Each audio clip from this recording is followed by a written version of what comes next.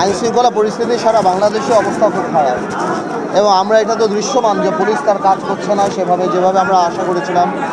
এবং আমরা প্রথম থেকেই বলেছি যে সরকারের সাথে জনসম্পৃক্ততার অনেক অভাব ছিল এবং এই ধরনের গুরুত্বপূর্ণ মন্ত্রণালয়তে এমন কাউকে হয়তো দেওয়া উচিত ছিল যাতে জনসম্পৃক্ততা বেশি হয় অথবা পুলিশের কনফিডেন্সটা ফিরিয়ে নিয়ে আসতে পারে।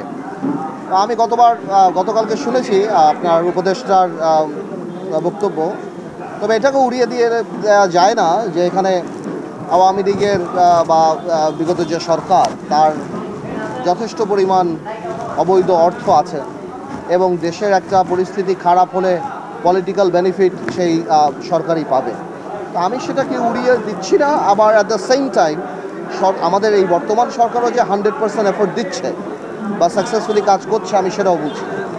আমার মনে হয় যে আমরা আশা করি সামনে এই পরিস্থিতি ভালো হবে। Vision hot and cool AC 4-way solenoid valve টেকনোলজিতে হিটিং ও কুলিং দুই মোডেই কাজ করে সমানভাবে। Vision hot and cool AC.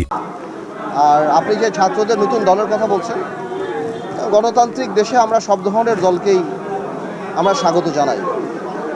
দল মানেই মানুষের কাছে যেতে হবে এবং মানুষ যদি গ্রহণ করে তাহলে আপনাকে মানুষ তার বিশ্বাসের জায়গায় রাখবে। তবে এটাও আমি বলতে চাই যেহেতু এটা অন্তর্বর্তীকালীন সরকার, কোনো রাজনৈতিক দল জানি কোনো বেনিফিট না পায় যেটা অন্যান্য কোনো রাজনৈতিক দল পাচ্ছে না। তো এই জিনিসগুলি মাথায় রাখতে হবে যে আমাদের সামনে যারা রাজনৈতিক দল নিয়ে আসছেন তারা যেন এই ধরনের কোনো অ্যাডভান্টেজ সরকারের কাছ থেকে না পায় যাতে অন্য রাজনৈতিক দলগুলির জন্য সেটা ইনজাস্টিস হয়।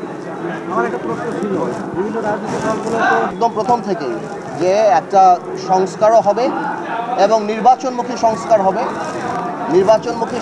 হবে এবং যাতে করে দ্রুত নির্বাচন হয়। সংস্কার এমন কিছু করা যাবে না যেটা ভবিষ্যতে জনগণের সরকারের করা উচিত বা তাদের হাতে ন্যস্ত হওয়া উচিত। আবার সংস্কারের কথা বলে কাল বিলম্ব করা যাবে না, কারণ নির্বাচনের ব্যাপারটাও এটাও জনগণের কাছে অত্যন্ত গুরুত্বপূর্ণ এবং গত 6 মাসে সরকার যেভাবে চলছে সেই জিনিসটাতেও মানুষের আস্থা আস্তে আস্তে হারিয়ে যাচ্ছে। তো আমি মনে করি নির্বাচনমুখী সংস্কারটা এখন বেশি গুরুত্বপূর্ণ।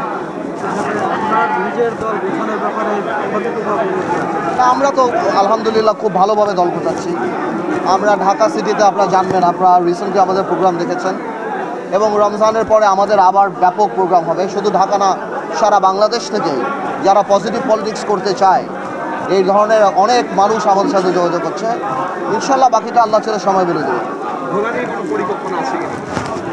ভোলা তো আমাদের রুট, ভোলা থেকেই তো আমরা আসছি। বাকি সব কিছু ইনশাল্লাহ সামনে সব জানতেই পারবেন কী হয় না।